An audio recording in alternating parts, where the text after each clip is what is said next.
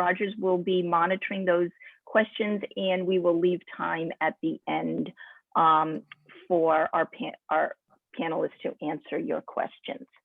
Okay, so now that we have that out of the way, Jason DuPont, see, I did it, Jason.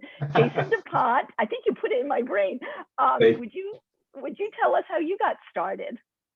Sure, and thanks everyone for joining in and hearing what we have to say and answering your questions. But similar to Brian, my brother and I were first to graduate in our family, so we didn't have much guidance either.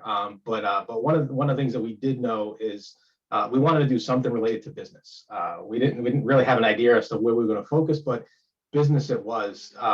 We're both. I mean, personally, I'm a people person, so my mind took me to like marketing, that I wanted to do sales and marketing and start down that path. And that's what I got my undergrad in marketing. And I started out in sales working for a manufacturing company in Providence, doing kind of business development, sales, that type of stuff. And I loved it. It was dealing with people. It was kind of out and about. But it was a small company. A friend of mine's dad owned it. And I saw that the ceiling was pretty low of where I was going to go there. So being a small business, I was able to expose myself to a few different areas, not just the sales and marketing side, but I would help out on the accounting and finance and help out with the outside accountants. And I really took a liking to that because in addition to being a business-minded person, I think like everybody else, I was good with numbers. So instantly I felt I'd be good in accounting, even though a lot of what we learned after that is that it's not so much numbers, it's the concepts and all that other stuff.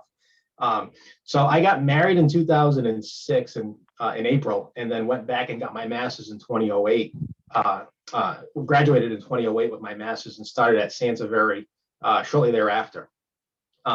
So yeah, my path is a little bit backwards, where most people would start out in public and then try it out for a few years and then jump to private if they didn't like it. I kind of went backwards, and I think it helped me a lot because I understand now where a lot of our clients are coming from. When we go out and meet with clients and we deal with them and their businesses, I was in their shoes, so I can see their perspective. So although it was backwards for me, it benefited me a lot. And I've been with the firm since 2008 and not looking back. So great, thank you. And Jeff, tell us how you got started. Well, my path is not as smooth as the other two guys here, so this would be a little different story. It might take a minute or two longer, but yeah, I always wanted to be a lawyer. And so when I went to college, I went to my guidance counselor and said, hey, what do I need to do to get to law school? And a lot of people take political science or they just take something very simple just to get through college. And she said, well, why don't you take something that's going to you find useful for the rest of your life? And accounting is a great way to is a great skill to have. And so I took it. My heart necessarily wasn't in it, but I took it, and I'm so glad I did, because when I got out of college, I needed to save a little money before I went to law school. So I worked in private accounting and cost accounting for a year and a half, and then went to law school. And my entire life, I wanted to be a litigator until I took until we had to do a mock trial my third year in law school. And I realized how boring it was to sit there and listen to someone else talk for 2 or 3 days. And I said, well, I don't know if I want to do this, but I wanted to still be a lawyer. But I had also accounting experience. I was an accounting intern while I was in law school, and I was a tax accountant and an auditor. And so I went and worked for Deloitte & Touche for 3 years in Boston in litigation support and bankruptcy. But I had this law degree and I always wanted to be a lawyer. So I went back and practiced law. And we'll get to one of the third questions here in a minute about why I left. But a friend of mine's dad passed away, and he inherited an insurance agency, a very large one here in Rhode Island, and asked me if I wanted to help him come run it. And so I did that for 3 years. And I learned about this career in risk management, which I'm currently in. Basically was the #2 guy in 2 very large companies, global companies, for several years. And then now I'm the corporate risk manager for FM Global. Right. So sometimes, one of the things that sometimes can come out of past experience, it doesn't always have to be looked at as a negative. Sometimes you find out what you don't want to do, right? And then it leads you to a path that is right for you. So let's Jason, can you tell us what a day in the life of Jason DuPont looks like? Sure. So my day is kind of it's kind of a hybrid model, right? So within the firm, I'm an audit partner, so my focus area is on the audit side, but I'm also the firm's managing partner. So half of my day, I would say, is client focused, where I'm dealing with either client engagements that are running or client issues that come up from a consulting standpoint, working with our staff, reviewing their work, thinking collaboratively, because a lot of what we do is group based when we have an audit team working on a job. So it's just really, it kind of encompasses on the job training, on the job, just strategic thinking of how to approach the audit, correspondence with the client, looking at what they have for issues, looking at how to help them either get out of the issues or prevent issues, helping them navigate relationships with their bankers or surety companies. I do a lot in the construction area, so a lot of work with the sureties and bankers and attorneys, just kind of being that quarterbacking the relationship with the client for whatever their needs are. And like I said, a lot of it is compliance driven, where it's stuff that we do on a regular basis. It's annual or quarterly, whatever it would be. But another big chunk of it is stuff that really just comes up as clients need our advice and support. In my role as a managing partner, I'm charged with kind of the overall strategic and management of the firm. So a lot of that's more administrative. So in that role, I'm kind of sitting in the seat of many of our clients, as the CFO, CEO, kind of seeing where the firm is today, where our strategy is going forward, developing kind of plans for growth, developing plans for training and development staff, developing plans to help our company maintain where we are and where we're going from a strategic and succession standpoint. Thank you. Thank you. So Jeff, what does a day in the life of Jeff Delmore look like? Well, I printed out my calendar. So we're going to So today is from 8:30 to 9:30, URI career day. At 10:30, I have a ergonomic program assessment. So as part of the pandemic, I'm responsible for safety, crisis management, which includes the pandemic response. And so one of the things with everybody working from home, ergonomics is a big issue. So our safety team is evaluating how to assess the safety issues related to the work at home environment. I have a 11:30 meeting on our office in terms of reopening, in terms of how we're going to seat everybody when they come back, depending on when we come back. I have a meeting at 1 on a recent cyber attack that occurred. CNA insurance company, I don't know if you heard about this, but they were breached this week, and we have some relationships with them, so we're trying to figure out the impact of that. I have a one-on-one with one of my team members. I have a weekly one-on-one with every team member for half an hour. As part of the pandemic response, there's a corporate team, and then there's an office-based team. And so our office-based team, our Johnson ICT, we call it, Instant Command team, is meeting from 2 to 3. And then this day in the grand scheme of things is relatively light, but normally the schedule is packed from 8 to 5 with meetings, and maybe there's an hour or so in there of free time. So that's my day today. A full day. And Brian, what does your day look like? A day in the life of Brian Carroll look like? Sure. So I thought those were great responses by Jason and Jeff. I love that. I don't work nearly as hard as you on Fridays, Jeff. My calendar's a lot lighter. And similar to Jason, right, with respect to I'm an audit partner on the one hand, and then also I run the office here in Stamford, and so that takes it's a bit of a different flavor, so it's sort of a nice variety. But I guess I'll take it in a slightly different direction, because this is a question that, because otherwise I'd just be repeating a lot of what Jason said. We get this question in interviews a lot, right? And I think, and I know a lot of my peers sort of say, well, what they love about the job is it's every day is different, right? And I don't know that every day is different, but I will say, I as I look back in my career, I sort of look back every year or so, right? And one of the things I really like about public accounting is the variety of each year is so different than the last, right? In that I've worked with different companies and clients. My network has expanded greatly because I've worked with different people, both internally and externally. the challenges that I've faced, whether it be, issues that clients have had, or, operational issues within our organization. They just vary so much. Where I've traveled that year, right, is, and the experiences I've had just in life, a lot of it through work, they always vary. So, each year is so different. And so it's exciting in that there is a lot of variety, right? And I just sort of look back at, I look at my career over the 20 years and working with different organizations across different industries. But if I just look back to when I first started with the firm, and you had, the .com bubble, and then you went into Enron and Anderson falling, and Sarbanes-Oxley, and then you had the great financial recession, and with the bank bailouts, and then you had Bernie Madoff, and you had more legislation there, and then you had tax reform, and now we're in this Bitcoin, Reddit, GameStop world where the markets are lifted and more bailouts. It's amazing to me. If I look back at each year, there's always something happening sort of in the macroeconomic environment, and then with different clients that I'm working with, just so much variety. And which is, I think, one of the things that I've really treasured in my experience in public accounting.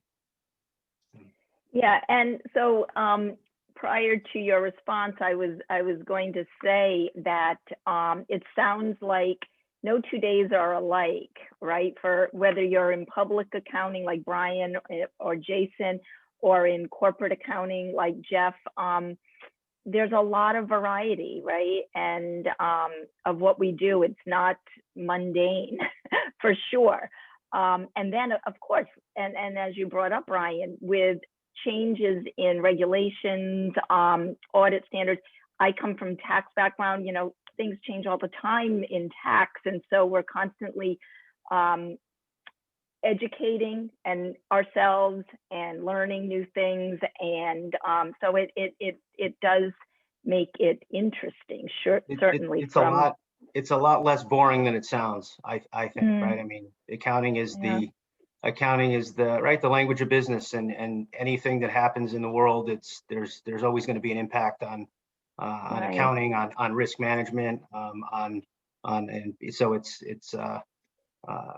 frankly, I did not know that when I went into the field, but I realize that now, and it's really one of the things that I enjoy the most. And I'm going to go off course for a little bit, and I hope our panelists don't mind, because we're on that topic. So I just think it's a good time to interject this question that I was saving in my back pocket for afterwards. But let's just do it now. And Jeff, maybe you can start. How have you seen the industry change over your career? So our industry, the risk management industry, is a little unique because it falls under finance in most companies, not all, but most. But traditionally, there was no straight path to being a risk manager. In fact, if you look at most of my peers or people maybe a little older than me, they kind of got in there by accident. There was no major, there was no risk management major like there is now. And so you'll see people with accounting degrees, law degrees, history degrees. I mean, it all depends on kind of where they started and how they got there, but there's no like risk management degree or specific certification that actually even that's required to be a risk manager. Obviously, the more training you have, the better. But the change that I've seen is the influx of young talent into the industry. And now, because there are risk management majors and there's other, and because the industry has become more professional, quite frankly, in terms of the type of people that are in it, we're seeing a lot of young people come into the profession, and that's really what's changed, is because there is a clear path now in many respects to get here, and people are coming in more experienced and more talented than ever before. Interesting. Is there, so I know, Brian, you actually prompted me to go to this question. Is there anything more that you would like to add to that, on how I think you did an eloquent job at explaining how your job has changed with the times. Yeah, I mean, obviously a number of things have changed with respect to the environment, right? And after I started, we became a regulated industry, which we weren't before, right, by the government with Sarbanes-Oxley and the formation of PCOB. And I think other than the constant change that's occurring that we're dealing with, that again, a lot of it has to do with whether it be regulation or tax reform or other macroeconomic environmental factors. I think technology, data are the other two that have really impacted our industry so significantly over the years. And if I look back at how when I was a first or second year audit staff to what first or second year audit staff does now, it's a bit of a different world given where the world is with technology. And Jason, what about you? How, in your time in public accounting, how have you seen the profession change? Yeah, I think for us, and it may be more so from our client base, because our clients are more so privately held, family-owned businesses, so they're smaller than the typical public company. I think it's what they're looking for services. Where if you go back years ago, it was more compliance-based, at least for our firm, where it was more audit review, tax-driven. And I think now clients are looking for more of that consultative advice, where they may not be big enough to have an on-staff CFO that can help them strategy-wise and help them consult. And they really look to us for that.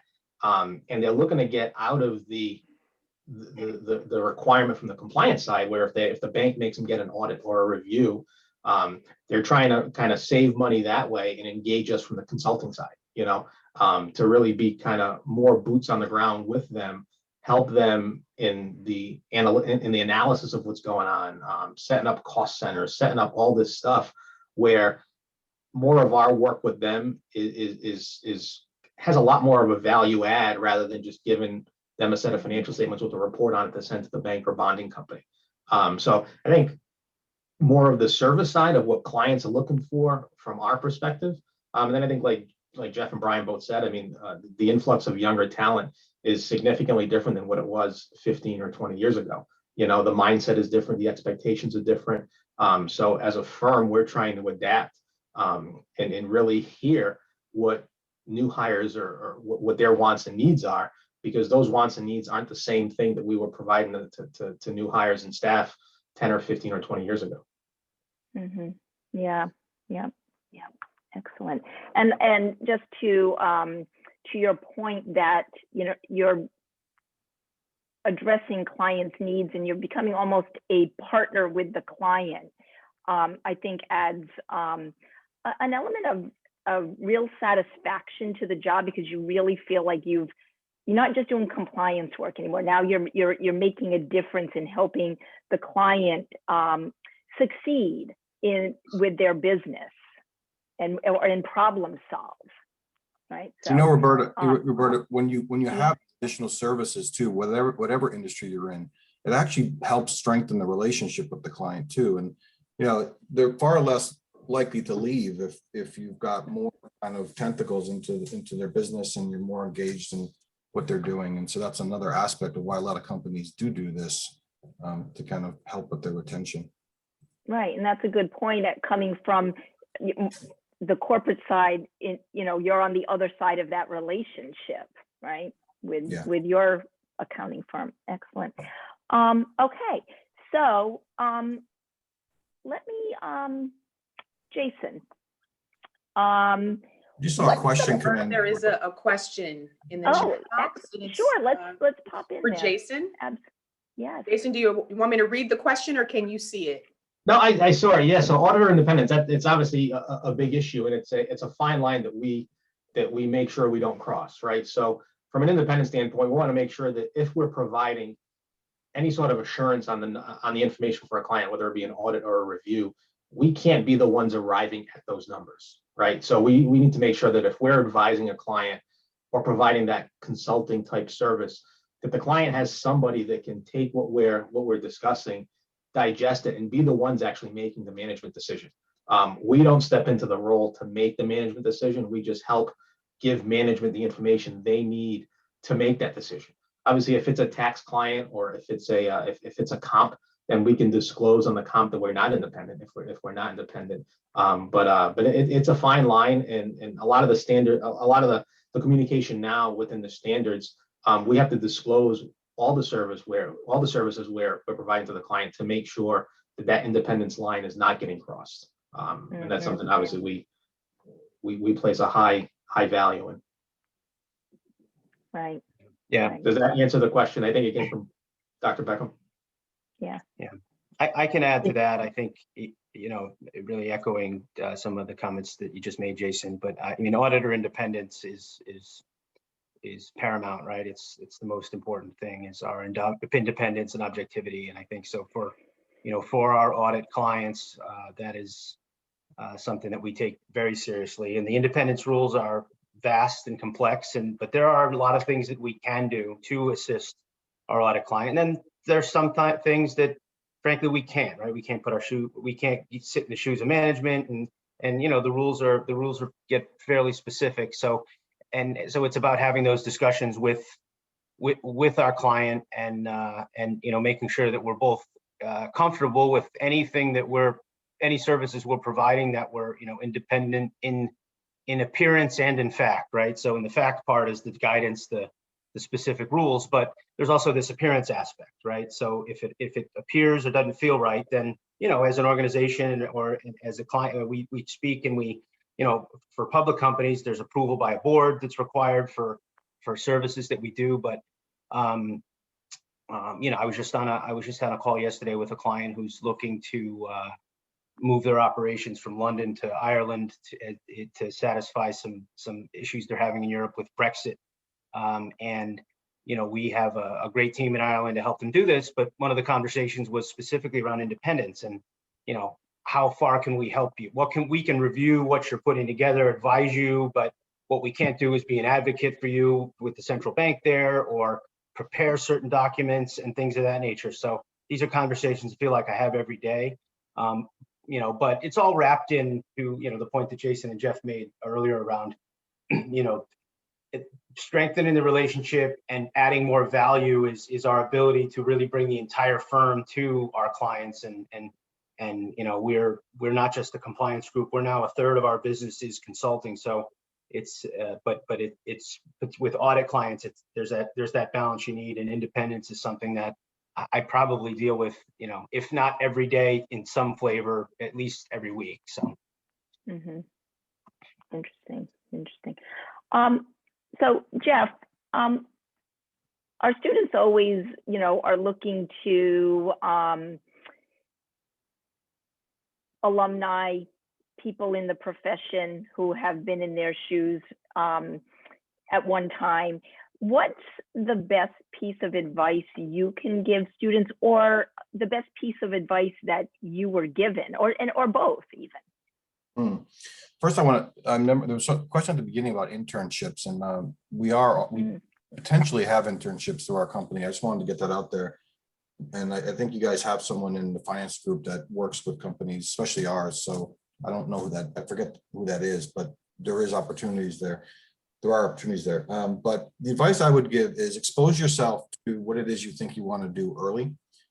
Because my example of thinking I wanted to be a litigator my whole life, and then going through a mock trial and realizing that I wanted to jump up a bridge, listening to somebody talk for 2 days straight, it became real apparent to me that my psyche, my ability to concentrate was not going to work with that format. But I found it out probably a little later than I should have.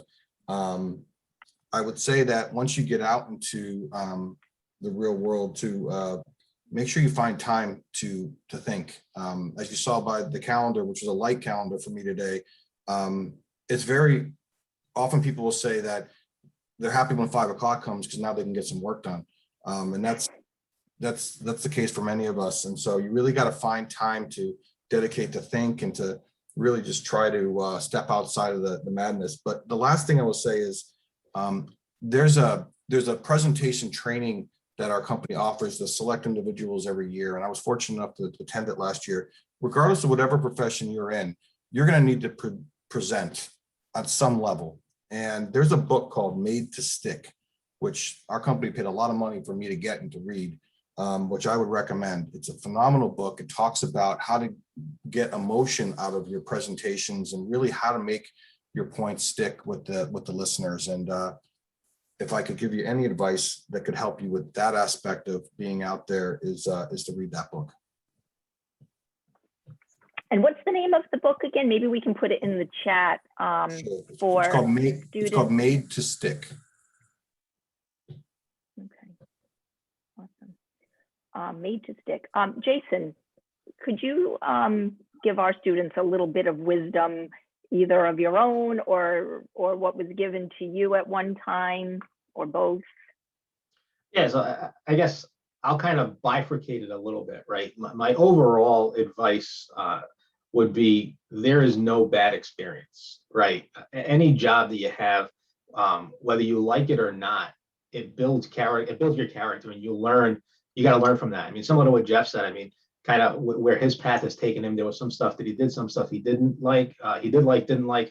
Same with myself, but I think as we grow professionally, I think we have to kind of digest all that information, all the experiences we have, and it builds us professionally. It helps us learn what we want to do, what we enjoy, and kind of where we want to take our career. I mean, when I got into public accounting, I was 28 years old and had a 9-month-old, and had been married for about just over 2 years. Probably the worst time to get into public accounting and start studying for the CPA exam, but it is what it is. It's what I had to do. And then by the time I passed the exam, I had 2 kids at that point. Now I have 3. But again, I guess ultimately it's just, take whatever experience you have, whether it's an internship, whether it's a job that you have in the summer, whatever it could be, and just try to look deeper at what it is and what that job entails, and see if it's something you like. I mean, it could be something where if you have a summer job working a counter somewhere, if you really enjoy working with people, then you probably don't want to get into a career that you're going to sit behind a desk all day and not have that personal interaction. If I had to, when I talk to new hires that we have jump on, I guess the best advice I could give them is just be a sponge. We always say that people that start on the first year with us, we joke and kid, but it's partly reality, is the expectation is that they don't know anything. So there's no question that's a stupid question. There's no question they could ask that somebody else hasn't asked. Myself, I asked every question I could possibly think of, because you got to make in what we do, you need to make sure you know why you're doing it, not just what you're doing. So just take every chance you can get to ask questions of those that you're working for, reporting to. Odds are they've done quite a few things right in their career if they're at a manager or partner level, and then just take the best of what you like from that person, whether how their work ethic, how they treat people, how they manage, and just try to incorporate that into what you do. And if you take the best of 2 or 3 or 4 people, odds are you're going to probably develop into a pretty good professional. Thank you. And Brian, what kind of advice would you offer our students? Yeah, I think Jason stole my answer again. I'll just put that on record. So I'm gonna have to come off the fly here. But, I'll ask you first next. No, I think I think not to be redundant on some of this, but I'll try to add to it, right? But everything that Jeff and Jason said, I completely agree with. I think one of the things that it's easy for me to say, 20 plus years into my career, and I've had some success here, but it's a marathon, not a sprint, right? I think to the point around every experience is an opportunity to learn and to use for your future, right? I mean, I think it's another repetition in building your skill set for the future. And the next time you come up, every time you get knocked down or every time you have a tough issue, the next time you're going to come up to that, you'll have had the experience of saying, well, how did I get myself in that issue? Or how did that issue come at me? Sometimes it's unpreventable, but how was it dealt with, right? What worked, what didn't work? Did I keep an even keel during, and so each time it's just yet another opportunity to get better and get more prepared for the next time you're going to run into something that's challenging.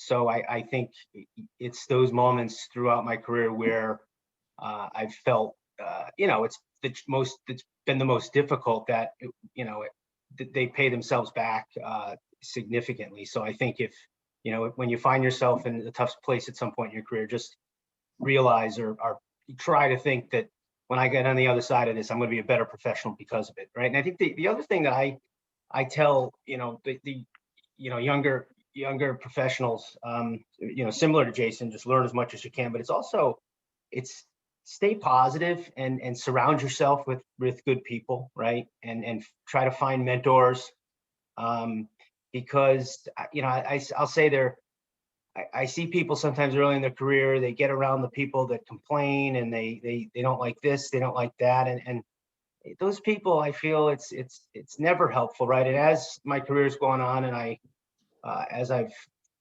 sat with and had conversations and dinners and been in boardrooms with executives of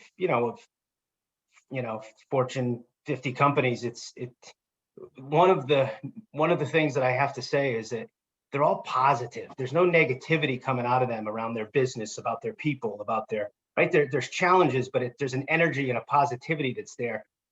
There's never they don't get themselves into negative thoughts or complaining about this or that. And I think that's one of the things that sometimes I have to check myself on that. But I think the more positive you could say, no one's ever gonna say, oh, that person's has too positive an attitude, right? So it's an easy thing.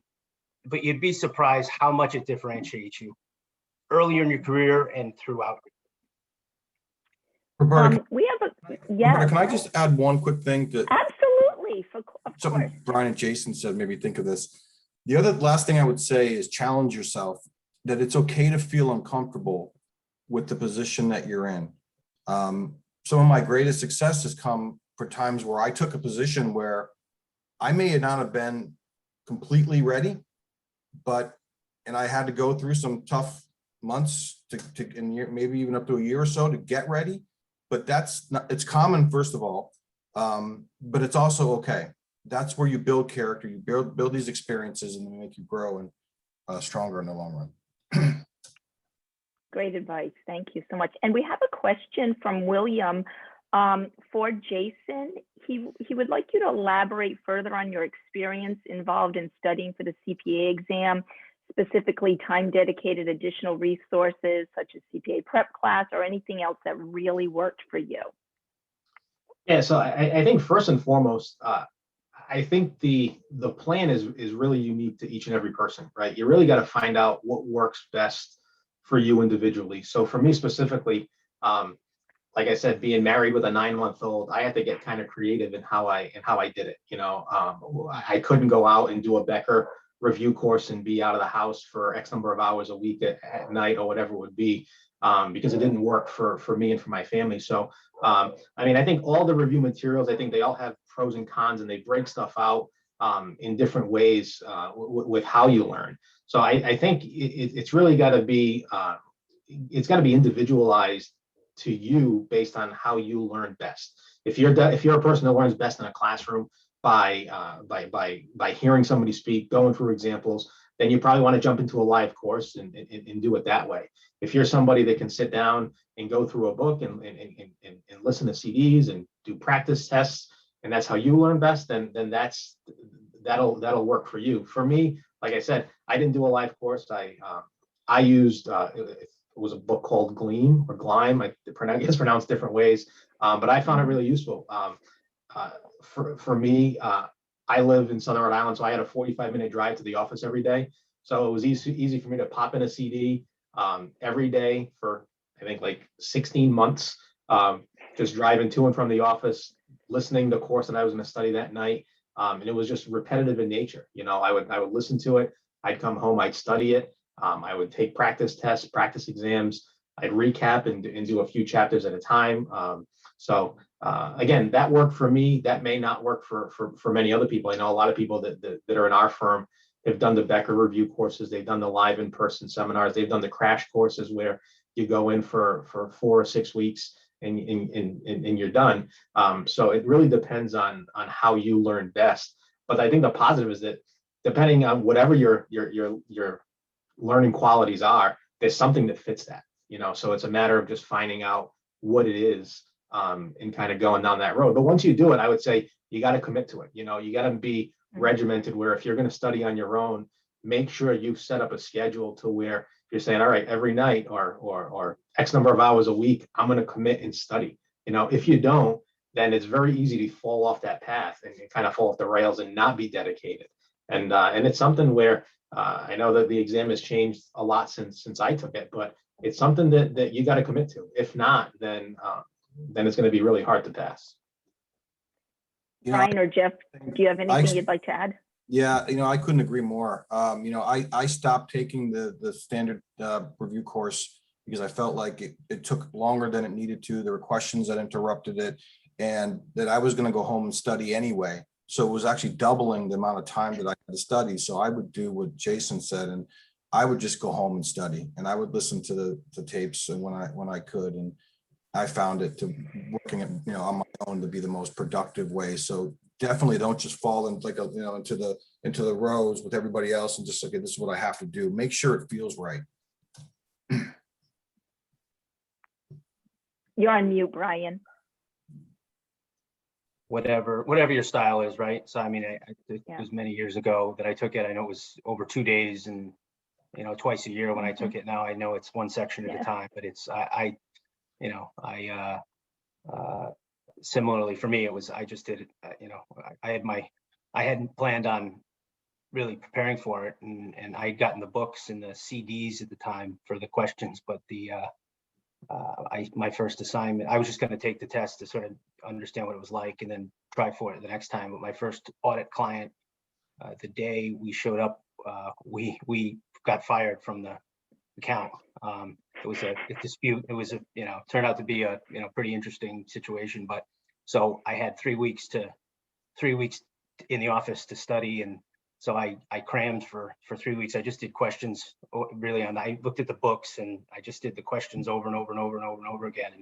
And I was from someone 3 weeks earlier, I had intentions of just going in and having no chance, and then I was fortunate enough to get all 4 parts done my first time. And it was but for me, I was always a cup of coffee or pot of coffee cram person for tests anyway. So I think to Jason's point, that was my style. I couldn't do if I did a 12-week course, anything I learned the first 7 weeks, I would have not retained. So, but good luck. But my biggest piece of advice with the exam is get it done, because once you get more into your career, you're going to get more responsibilities, you're going to get more opportunities. And the last thing you want when you're trying to manage people and do things that are more challenging is to have to be studying for the exam. So you're not, you do your day job, and then at 5 o'clock you can get some work done, and then you have to study. You don't want to put yourself in that position. So get it done. It's a great feeling and something you'll have for the rest of your life. So exactly, precisely. Bradley has a question, I think, to anybody. He says he wanted to ask if any of you have predictions on the recording process of cryptocurrency, given the increasing odds that it will become a primary responsibility during the recording of current assets. And I'd add tax too. Anybody want to jump on that question? This is not my area of expertise, unfortunately. Yeah, Likewise. Yeah. No, I'm not sure. It sounds like Bradley, you're probably a bit more knowledgeable about it than I am. All I can say is that at one point I was an investor, and if I didn't sell, the bid I had way back then, I probably wouldn't be speaking to you today, because I'd be retired. But that's a point of frustration of mine. So, but that was, who knew? Who knew? Yeah, who knew? I know. But I know many folks have stories like that. But no, listen, it's a outrageously interesting area and topic. And now that I work at home every day, So you asked what my day's like used to be. I never knew which city or country I was going to be in week to week. And now I walk downstairs and I work in my home office every day for the last 13 months. So, because our offices are closed, but I put a TV in my home office, and I always have Bloomberg on, and they have folks that come on and speak about, digital assets and cryptocurrency and things of that nature. And it's incredible to me,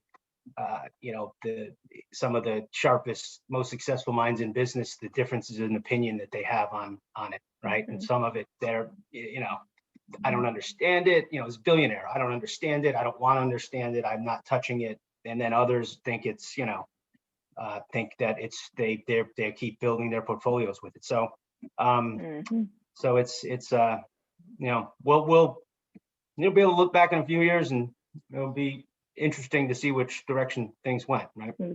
Exactly.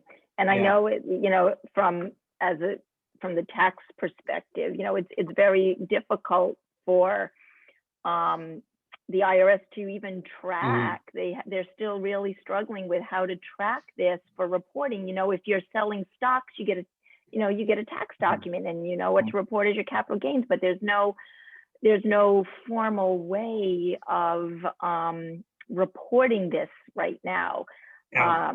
All except that I've just noticed on the tax returns now, I have to ask a client, did you have any dealings in cryptocurrency? And I don't know if they ever said yes. I'm not quite sure what I would do with that information, but I'd have to figure it out.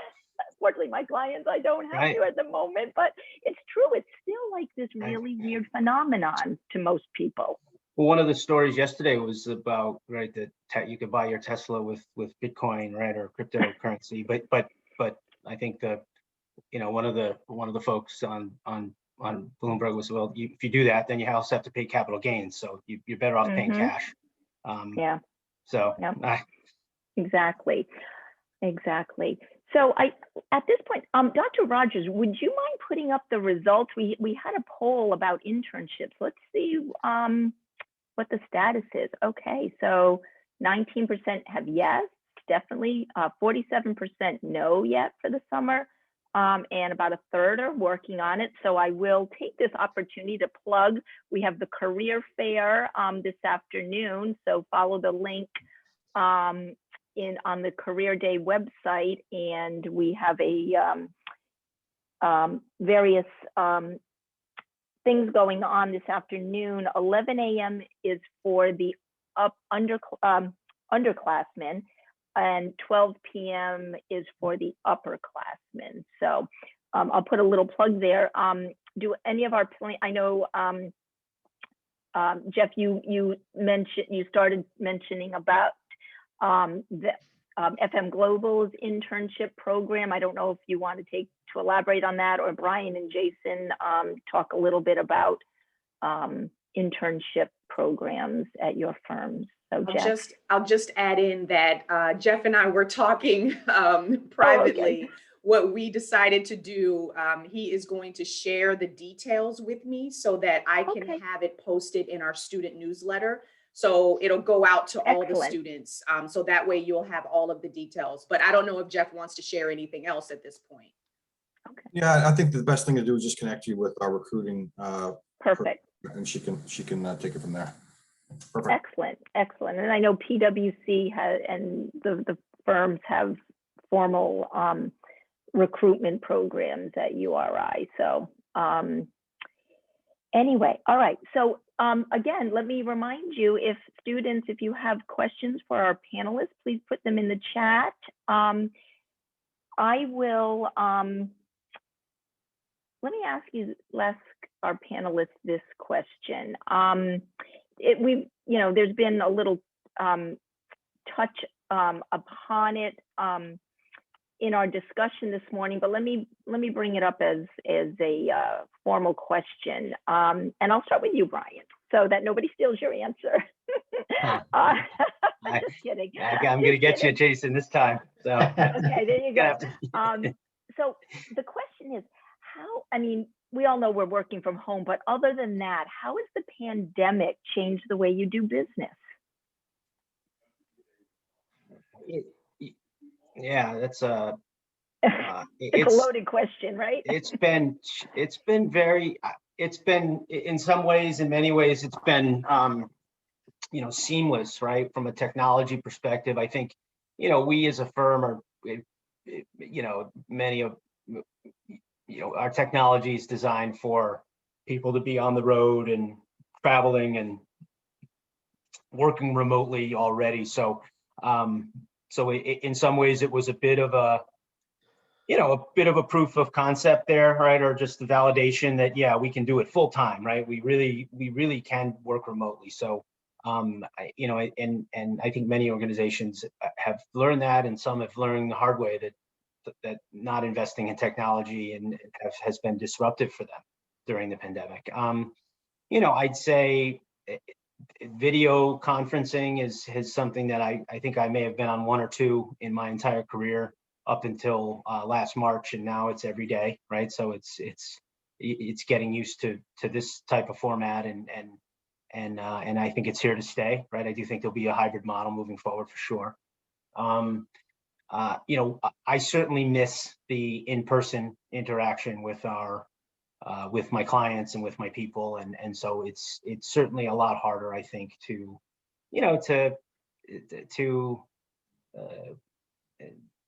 get excited about the work every day, but you're trying to do things that are that can keep us connected, but so we're all yearning to kind of get back together. So it's been a drastic shift. I mean, I think we've managed through it. I think, but I think Frank, it's interesting. I think a lot of people are, in sort of my view, and in my role as running the office in Stanford, we're starting to talk about going back, and I think people are kind of excited about some type of a hybrid model moving forward, right? I think the model of 5 days a week in the office, at least for my organization, and I think for a lot of large organizations, in the professional services space, right? I can't speak for, there's obviously companies where people need to be in, right? But I think it's going to be a hybrid model moving forward. I don't think 5 days a week is going to be something that's expected for the foreseeable future, and I think people are kind of excited about that. But it's been a challenge, and I miss people. I really miss people.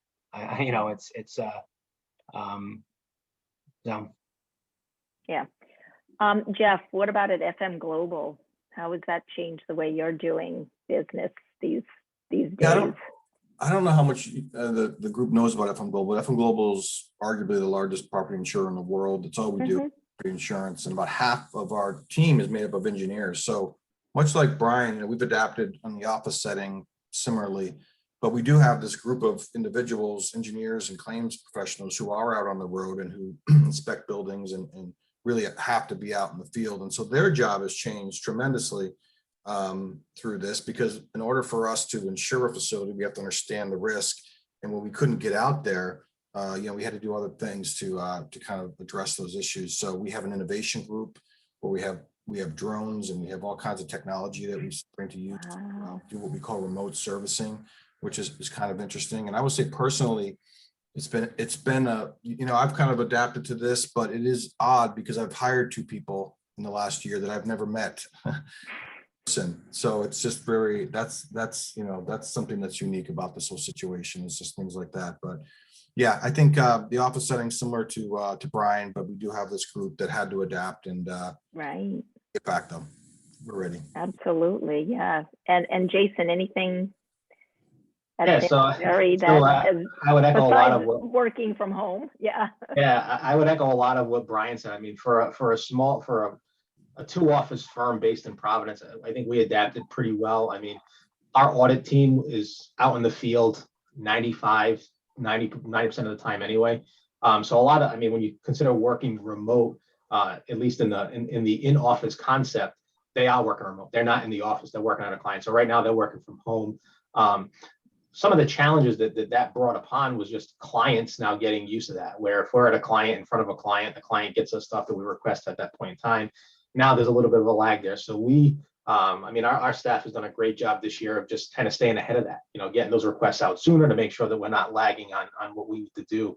But it was probably a bigger transformation from a tax side, where we have many senior tax folks in our firm, candidly, of the mindset, if I don't see you, it means you're not working, right? So the remote work concept for them was something we've been changing over the last 3 years since I've been managing partner. And this year kind of it was, well, now you're forced to jump right into it. You got to jump in with 2 feet. And it's worked out really well. I think going forward, similar to what Brian said, I don't know if we'll have anybody that'll be 100% remote. We'll probably have some people that'll still want to go in the office every day. But I think a lion's share of our people will have some sort of a hybrid model, So it helps us as a firm because for our firm, how we're structured right now, if we want to continue to grow and expand, we would need to add real estate, right? Well, now we don't because you don't need all the space that we have if people are going to be in the office 2 or 3 days a week. Right now, we work on everybody has a space, everybody has their own space kind of philosophy. Well, if people are going to be in the office for only 2 or 3 days, we're going to move to a hoteling type model, where you're going to have be able to interchange and stuff like that. So it definitely opens up a lot of eyes, and just one last point is that the being a local regional firm in Providence and you got to kind of live here to work here type of thing, that's kind of out the window, unless you have to be in front of a client. You could work anywhere. We have kind of an affiliated firm that's out in LA, and they've hired somebody in New Jersey, somebody in Texas, and somebody in Chicago full time. So it's really kind of created opportunities to grow and get talent. It's not necessarily got to be in our backyard. Right, exactly. So we have time for one more question. There is a Max, question in the chat, actually. Okay, yep, perfect. that's yeah, exactly. Thank you. Max has asked, what's the path to partner like? Was being partner always the goal? What is it like being with the same firm for such a long time? So Jason or Brian, does anybody want to jump in there? And I can jump in. Yeah, no, I think a good question. Get it often. I think no, I don't think when I started my goal was partner. I think it was get my CPA exam experience in, right? And then I think it was make manager, and then it was as things progressed, I think maybe somewhere in my 7th or 8th year, I sort of said, I think I want to give it a shot here, maybe try and make partner, right? Which but I think it wasn't sort of right from the start. And I guess the point around being with the same firm for such a long time, I guess kind of referring back to my comments earlier, it's despite that I've been with the same firm for so long, because every year is so different, right? And there's always challenges, and I'm always sort of working outside your comfort zone a little bit, doing different things. There's so much variety, right? I've gone from working with pharmaceutical companies and retail companies to manufacturing companies, and now I focus on hedge fund, private equity, investment advisors, right? So it's a completely different world. So while it's the same company, the job doesn't feel the same, right? As it's as it's been. And then I think from as far as just the path, it's challenging. It gets competitive to make partner, but I think the skills that you need are fairly well defined, and you'll see as you kind of move throughout your career. I think Jason made the point earlier. You find the best things of the different folks you work with, and you try to use those and sort of build someone that can kind of operate on all fronts, which is what we want when we admit new partners. So, Jason, what would you like? Do you have anything you'd like to add to that Max's question? Yeah, so a lot of similar stuff that Brian had mentioned, but I think the biggest thing for us is from our size, we want to see people that have the entrepreneurial mindset, right? If you're a partner, you're an owner. You're I always say, you're creating your destiny. You're taking it to where you want to go. You're not an employee anymore, so the sky's the limit at that point. So if you have the mindset that you want Do you want to build off of stuff? You want to create a new service line? You want to grow and develop staff? I mean, the sky's the limit, and you make what you want of it, you know? So for me personally, I think, like I said, when I got into it, my goal was always to either own my own company or run a company. So I think it might have been a little bit easier for me because I got into it a little bit later.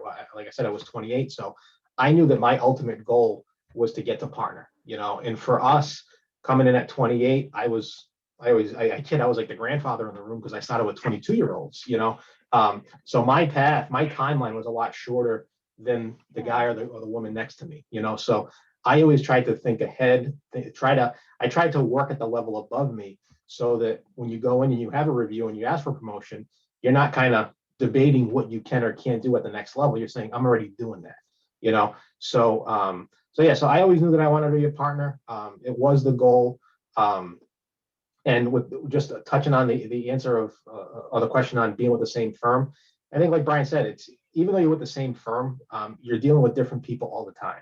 The network that you build, whether it's through clients, whether it's through referral sources, whether it's through colleagues, there are so many different strengths that people bring to the table, and you learn something new every day. You know, I think as long as you go into every meeting not thinking you're the smartest person in the room, you're going to build professionally. You're going to learn from what people have to say, and it constantly gives you a new perspective on how to take what you learned and what other people's thoughts are, and to build who you are and who the firm is.